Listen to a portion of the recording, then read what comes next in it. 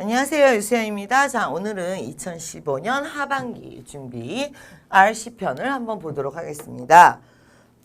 자, 파5 먼저 시작해 보겠는데요.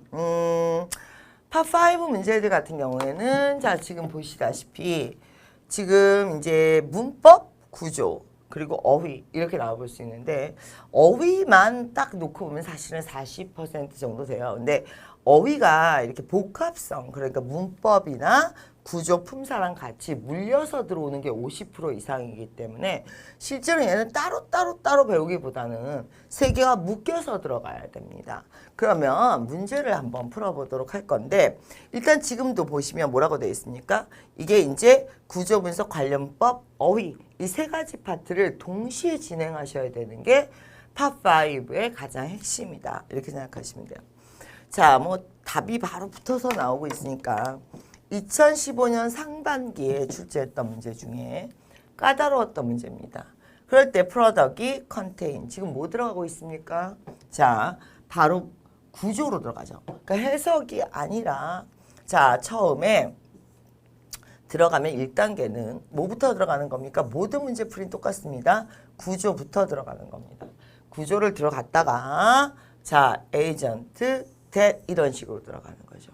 그러면서 뭘 들어가야 돼요? 관련 문법을 한번 생각해 보셔야 됩니다. 그럼 관련 문법이 뭐가 있을까요? 예를 들면 얘는 관계대명사가 되겠죠. 그렇죠? 관계대명사가 되면서 주격이었겠죠. 그러면 주격이 되고 여기에는 뭐가 들어가야 되느냐? 라고 얘기했을 때 자, 얘가 일단 관련 문법이라고 했습니다. 품사별 문법이죠, 또. 자, 일단 주격 관계대명사가 있는데 선생님 나 이게 명사인 줄 알았어요. 자, 명사는 단위가 어떻게 들어가야 되느냐? 머릿속에 생각의 단위가. 자, 명사는 가산, 불가산, 사람, 사물 이런 단위로 움직입니다. 자, 그러면 너는 가산이야. 관사내놔. 쓰고 싶으면. 선생님 난 얘가 동사인 줄 알았어요. 비동사 뒤에 원형 쓰시는 거 아니에요. 자, ing 쓰면 안 돼요. ing 능동이잖아. 타동사니까 얘는 자동사, 타동사 뭐 이렇게 들어가겠죠. 태. 자, 능동이에요. 능동이면 주어도 없고 목적어도 없잖아요. 하나만 없어야 될 거 아니야. 하나만. 주어든 목적어든 하나만 없어야 될 거 아니야. ing 쓰면 자, 대절이 어떻게 됩니까? 주어도 없고 목적어도 없는 문장이 됩니다. 자, 명사. 주어가 에이전트, 사람입니다. 사람은 추상명사와 동격이 될 수 없습니다. 그러니까 사람이 뭐가 될 수 없는 거야? certification이 될 수 없는 거죠. 그러고 나면 자, 다 떨어져 나갔죠. 남은 게 뭐밖에 없습니까? pp죠. 그래서 주격이고 RPP, 수동태니까 목적어가 필요 없죠. 주격 관계대명사 뒤에는 주어만 없어야죠. 목적어는 있어야죠. 근데 목적어가 없어야 하는데 수동태니까. 다시 이게 명사 A, 명사, 가산, 관사내나 D, 명사, 사람은 추상명사와 동격이 될 수 없어. 이 동격이라는 게 이제 같은 종류끼리만 동격이 돼요. I am a boy 이렇게요. I가 사람이고 boy가 사람이니까 동격이 된 거예요. 그런데 I am creativity 이러진 않아요. 사람과 추상명사는 동격이 되지 않아요. 명사가 동격이 될 땐 동종, 사람은 사람, 물건은 물건, 추상은 추상끼리만 동격이 됩니다. 선생님 이게 회사인 줄 알았어요. 회사야. 회사라고 해도 추상명사와 동격은 안 돼요. 그래서 단위를 좀 보실게요. 지금 문제를 풀었는데 나는 답을 보자는 게 아니라 지금 뭘 보자는 거예요? 자, 생각의 단위요. 네가 영어식으로 사고를 하느냐, 영어를 국어로 바꿔서 사고를 하느냐. 자, 한국말로 해석하면요. 해석을 왜 하세요? 영어의 기본이 국어예요? 영어의 기본은 품사예요. 걔네들이 품사를 위주로 사고를 한다 그러면 우리도 품사를 위주로 사고를 하셔야죠. 그럼 품사상의 힌트를 충분히 남겨놨어요. 그런데 그걸 못 알아보는 거야. 왜? 나는 뇌가 한국어로 돼 있으니까. 영어의 기본 품사 배열로 안 돼 있으니까. 그러니까 A를 딱 보면 명사, 명사 중에 가산명사. D를 보면 명사, 명사 중에 추상명사. 이런 식으로 떠야 되는데 그게 안 뜨는 거지. 그러니까 한국말로 일일이 바꾸죠. 바꿔놓고 얘도 말되지 않아요? 이러고 앉아있죠. 그러니까 시험이 주는 힌트를 다 못 받아먹는 거죠, 지금. 자, 동사, 자동사야, 타동사야, 주어 어디 있어? 목적 어디 있어? 얘는 이런 걸 물어보죠. 그럼 certifying을 넣으면 내가 뭐라고 했어요? 목적어 내놓고 얘기해. 이렇게 얘기하겠죠.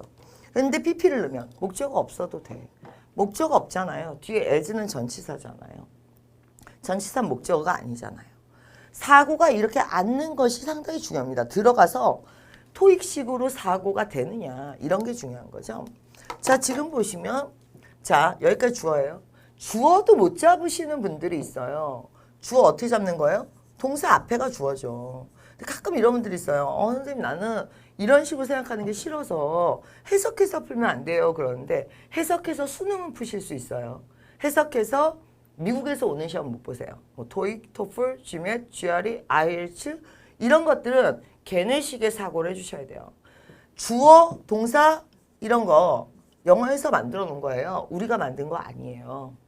한국 사람이 만든 거 아니에요. 가끔 그런 분들이 있어요. 우리나라 사람들은 명사, 동사 그렇기 때문에 뭐 영어 못한다고. 명사, 동사를 우리가 만들었습니까? 걔네가 만들었지. 자, 그러니까 걔네가 만든 식으로 생각을 하셔야죠. 그게 귀찮다고 해서 무조건 우리나라 말로 바꿔놓고 뭉개보겠다 해석해서. 그러니까 끝까지 문제가 안 풀리잖아요, 지금. 동사 어떻게 찾아요? 주어 어떻게 찾아요? 간단해요. 주어를 찾으면 못 찾아요. 동사 앞에서 끊으세요. 동사 앞자리를 끊어 들어가는 거지. 주어 찾으란다고 진짜 주어 찾고 있으니까 주어가 안 보이는 거 아니야. 그럼 must 앞에서 끊으면 여기까지가 주어란 얘기죠. 그러면 올 다음에 얘 명사고 복합명사네요. 명사고 명사일 수밖에 없죠. 동사가 여기 있으니까. 그러면 여기에 뭘 써야 되느냐? 당연히 형용사를 써야겠죠. 자, 이제 형용사를 갖고 장난을 쳤네. 2015년 상반기. 형용사가 나오면 뜻 얘기하지 마시고 뜻은 다 알아요. 알만 하니까 쓴 거예요. 그러면 어휘라는 건 뜻만 안다고 해서 찾을 수 있는 게 아니죠. 왜? 뜻은 아는데 답만 안 나오는 거 아닙니까? 그러니까 어떤 식으로 공부해야 되는 거야? 이제 어휘가 약하신 분들은 어휘 마라톤 특강을 한번 보세요. 그리고 본 강의를 들으세요. 자, 그랬을 때 뜻이 약해. 뜻은 알아. 답은 안 나와. 형용사가 얘네들이 쓸 때 기준이 있겠죠. 사람에 쓰는 형용사, 사물에 쓰는 형용사, 복수에 쓰는 형용사, 단수에 쓰는 형용사, 아니면은 수거상에 쓰이는 형용사 이런 걸 얘기하시라고요. 예를 들면 그러니까 언제 누구와 쓴다를 얘기하라고 단어 뜻만 얘기하지 말고 reluctant, devoted 치워. 왜요? 얘네 사람만 수식해요. 사람이 뭐뭐 하기 싫어하거나 사람이 뭐뭐 하는데 헌신적인 거예요. report 사람 아니에요. 자, adverse 광고, 기사. 덕대적인, 호의적이지 않은. 그래서 얘랑 같이 시험에 나왔던 단어를 보면 adverse article, adverse media, 혹은 adverse market conditions. 그러니까 마켓 상황 자체가 situation이 호의적이지 않다. 이럴 때 쓰는 거죠. 같이 다니는 명사를 얘기하세요. 그러고 나면 보고서가 자, 비용이 뭐 해야 돼요? 분류돼야 되죠. categorized. 자, 분류되는 거죠. 그러니까 답은 다 지우고 나니까 뭐밖에 안 남습니까? 답은 자, A가 남게 되는 거죠. 이런 식으로 이제 풀어야지 되는데. 그래서 지금 보시면 이렇게 안 풀어도 돼요. 목표 점수가 700점대야. 목표 점수가 700점대이신 분들은 그냥 700점답게 공부하세요. 700점답게 공부하라는 게 무슨 소리야? 그냥 대충 해석해서 대충 말 되는 거 그런 식으로 하셔도 700은 나와요. 그러니까 문제 많이 풀고 양치기라고 그러죠. 여러분들이 얘기할 때. 그런 식으로 해서 700은 나와요. 근데 양치기에서 900은 안 나옵니다. 그러니까 이렇게 문제를 푸는 방식이 정확하냐 본인이 출제 의도에 맞게 풀고 있느냐 이걸 점검하세요. 그리고 나서 문제를 풀어야지 900대가 나오는 거지 수능 스타일로 아무리 문제를 많이 풀어도 7, 800대에서 머무르게 되는 겁니다. 예를 들면 displayed, 자 PP겠죠? 그리고 나면 누가 동사입니까? 본동사 이거죠. 동사부터 찾으시라고요. is가 동사죠. 그렇죠? 됐습니까? 여기까지? 자, 그나저나 ABCD를 봤어요. 뭐 갖고 장난쳤어? 명사. 그럼 제가 아까 뭐라고 했습니까? 명사는 가산이야, 불가산이야, 사람이야, 사물이야. 이것부터 따지라고 그랬죠? 자, 아이템 가산입니다. 리파운드 가산입니다. 머천다이즈 불가산입니다. 왜? 썸 다음에는 가산은 복수가 나와야 되죠. C나 D가 나오려면 뭐가 나와야 돼? S 붙여야 된다는 얘기죠. 불가산은 단수가 나오죠. 그러니까 지금 얘가 썸 다음에 뭘 써야 되는 거야? 아이템은 S 붙여야 돼. refound S 붙여야 돼. 그러니까 집합명사 S 안 붙이는 merchandise가 답이란 얘기죠. 그런데 마케팅이 디스플레이 되는 거 아니에요. 물건이 디스플레이 되는 거지. 이건 상식이 없는 거죠. 마케팅 가서 들으셨으면. 자, 그나저나 우리가 가산, 불가산 명사를 나눌 때 법칙이 있죠. 포괄적인 거, 대표성, 불가산입니다. money, 불가산이죠. 근데 refound, price, cost, deposit 이런 것들 구체적인 명사, 구체적인 돈, price, salary, incentive 싹 다 가산입니다. 그럼 뭐만 불가산이야? money만. 다시 하자. 자, equipment 불가산입니다. 비디오, 오디오, 카메라 싹 다 가산이죠. 다시 furniture 불가산입니다. 테이블, 데스크, 체어 다 가산입니다. 또 하자. 러기지 불가산입니다. 핸드백, 색 뭐 이런 거 다 가산이죠. 캐리어 이런 거 다 가산이고요. 됐어요. 여기까지 다시 합시다. 로 불가산이죠. 그런데 룰, 레귤레이션, 가이드라인, 인스트럭션 이런 것들 싹 다 가산이죠. 포괄적인 게 불가산, 구체적인 게 가산. 자, 그럼 머천다이즈는 불가산이죠. 그런데 프로덕트, 아이템 아니면 뭐 또 뭐가 있을까요? 상품, 구체적인 이런 것들은 다 가산이 되는 거죠. 그래서 집합이나 대표성을 갖는 게 불가산, 구체적인 단위가 되는 게 가산. 자, 그러면 아이템하고 리파운드는 가산이고요. 머천다이징 대표성 명사니까 뭐가 된다? 불가산. 그래서 답은 S가 붙지 않아도 되는 B가 답이다. 이런 식으로 공부하셔야 되는 거라고요. 다시 한 문제만 더 풀어봅시다. 자, 예를 들어서 부사 어휘 문제가 나왔어요. 상반기입니다. 자, 이렇게 하면은 선생님 이렇게 자른단 말이야. 2 weeks 이랬어요. 2주. 자, 일단 2 weeks 어고 그럼 왜 안 돼요? 답의 결정 단어를 보세요. 문장 중에 뭔가가 숨어 있어요. must 했다는 거야? 과거야? 아니면 앞으로 한다는 거야? 미래야? 미래죠. 그런데 왜 과거가 나와? 추워.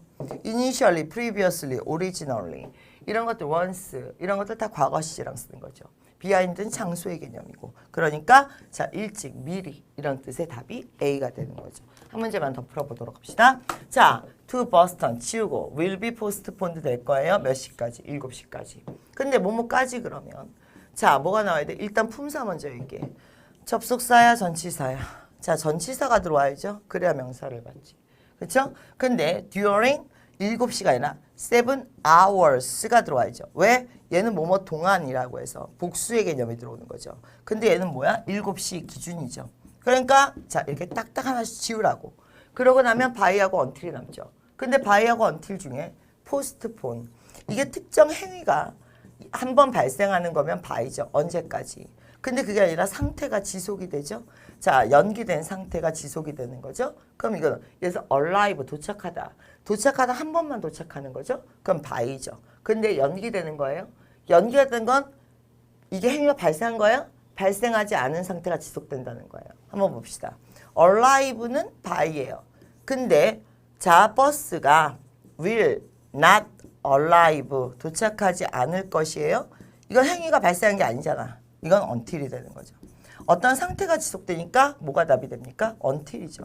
근데 다시 한번 뭐뭐까지인데 도착했어. 도착은 한 번만 하면 끝나는 거죠. 이런 일회성 한 번씩 발생하는 거 기준 이런 건 by고요. 자 도착했어 안 했어? 동작이 발생하지 않았잖아. 그때까지의 상태죠. 도착하지 않은 상태. 이건 until이 된다. 이런 식으로 잘 보세요. 문제 풀 때 사고를 어떻게 하는지. 밑줄 뒤에 자 접속사 안 돼. 밑줄 뒤에 7시 기간 기준 기간이야 안 돼. 그럼 by하고 until 중에는 앞에 있는 동사 자 will be postponed 상태야. 따라서 by 안 돼. 이런 식으로 들어가니까 만점이 나오는 거예요. 이런 식으로 들어가니까. 이게 그냥 읽어보니까 해석해보니까 얘가 답인 것 같아요. 그래서 만점이 나왔던 게 아니란 얘기죠. 그래서 문제 푸는 방식에 대해서 고득점을 바라시는 분들은 한 번쯤 다시 생각을 해보세요. 지금 내가 푸는 방식이 만점자들이 훈련받는 방식입니다. 그래서 이거를 뭐 지금 당장 할 수 있으라는 건 아니고 자 이런 식으로 하니까 내가 지금 공부하는 스타일 여러분들 거의 다 해석을 위주로 해서 수능 스타일로 공부하고 계실 텐데 그 방법으로 목표 점수가 700이신 분들은 계속 하셔도 되고요. 900대들 지금 스타일 많이 바꾸셔야 돼요. 근데 한 번에 이렇게 막 소화는 안 될 테니까 자 일단은 뭐 기본 강의 그러니까 패턴 강의 중에서도 고득점자들을 위한 사고를 훈련시켜주는 그런 강의를 좀 들으시면서 900을 무조건 뭐 문제 많이 풀어서 900이 나오는 게 아니니까 몸을 좀 만드셔야 됩니다. 그래서 구조를 바꿀 수 있는 강의를 좀 찾아서 들으시면서 900점대들은 기존의 스타일로 아무리 문제를 많이 풀으셔도 900 안 나옵니다. 자, 스타일 좀 토익에 맞춰서 전략적으로 세련되게 좀 바꿔주신 다음에 본 강의 들으시면 차분차분히 강의가 진행될 겁니다. 오늘은 스킬만 보여드린 거니까 이런 식으로 사고하면서 문제 풀 수 있도록 하십니다. 자, 이제 파6로 넘어가 보도록 하죠. 자, 파6 같은 경우는 12문제가 나오는데 12문제가 아무거나 나오는 게 아니죠. 자, 어휘 문제 4문제에서 6문제 나옵니다. 동사 시제 문제 2문제 안팎으로 나오고요. 품사 문제가 좀 나오긴 하는데 그렇게 많이 안 나옵니다. 한두 문제. 연결어. 그러니까 접속사, 전치사, 접속부사 이런 문제들이죠. 한 문제, 2문제 나오고요. 그 다음에 요새 대세인 문제입니다. 지시형용사, 지시대명사, 앞에서 받은 명사를 찾아오는 거 한두 문제 나오고요. 그 다음에 이건 거의 안 나온다고 생각하시면 됩니다. 사실 이게 너무 어려워서 나오면 무조건 다 틀린다고 보셔야 돼요. 그러니까 이게 우리가 평소에 안 쓰이는 표현들이기 때문에 그러면 12문제는 아무거나 12문제가 나온 게 아니다. 딱 정해서 나온다. 그러면 얘를 한번 더 해보도록 합시다. 이게 이제 4문제. 품사 문제가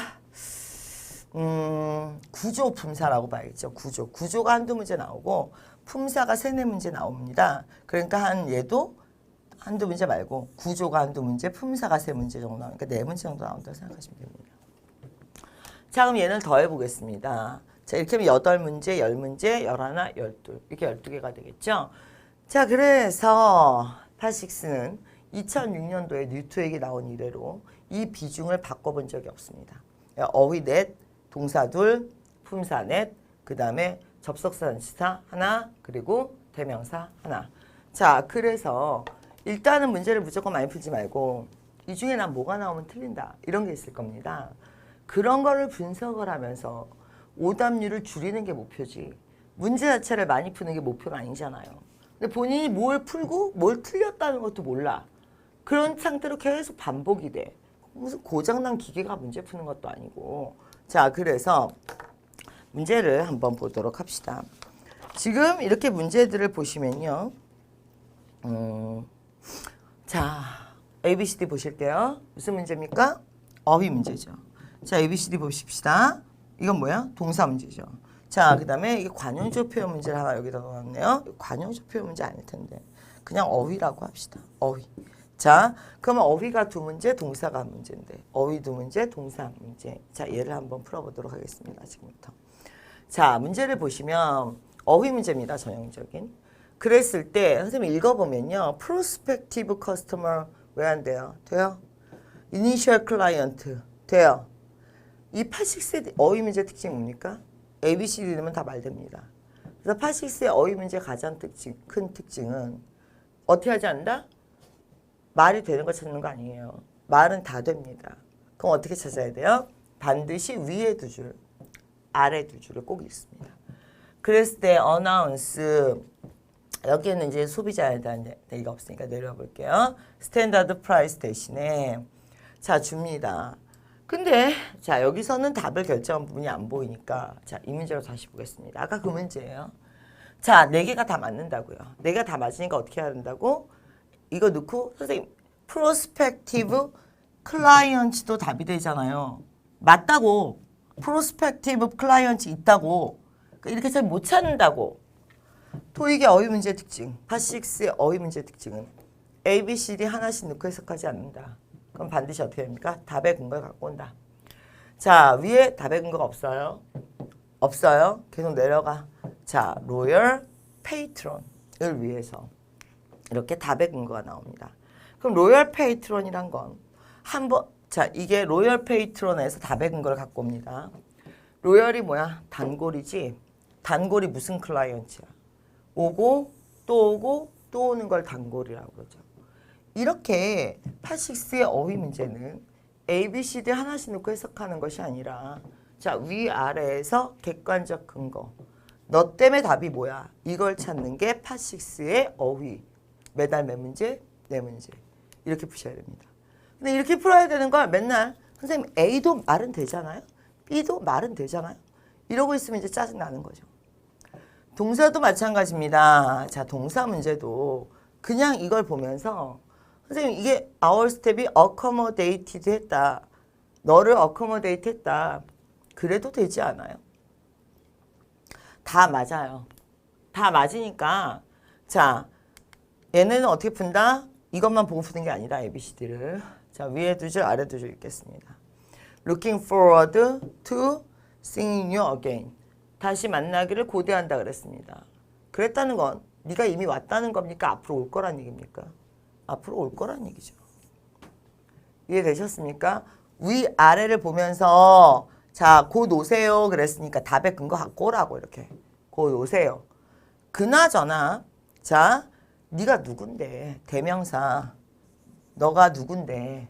답의 근거 갖고 오라고. 너 클라이언트잖아. 그럼 클라이언트를 하이어링 합니까? 자, 레스토랑이 레프리젠트에 이게 변호사야? 자, 레스토랑이 뭐 합니까? 답의 근거 서빙 하잖아. 이게 파식스입니다. 파식스는 이렇게 어떻게 문제를 푼다? 위아래에서 답의 근거를 확보하면서 문제를 푼다. 자, 다 이해되셨습니까? 자, 그래서 이렇게 파식스는 여러분들이 5하고 푸는 방식이 많이 다릅니다. 문서를 통으로 줬다는 것 자체가 뭡니까? 전체 이해력을 묻겠다는 건데 근데 ABCD만 그렇게 보고 있으면 어떡합니까? ABCD만 보고 있으니까 자꾸 답이 3000%로 빠지잖아. 전체로 넓게 보면서 운용을 하셔야 돼요. 그래서 이게 86의 문제 푸는 대표적인 방법이다. 여기까지 이해되셨죠? 자, 그러면 파 5, 6는 이 정도까지만 하도록 하죠.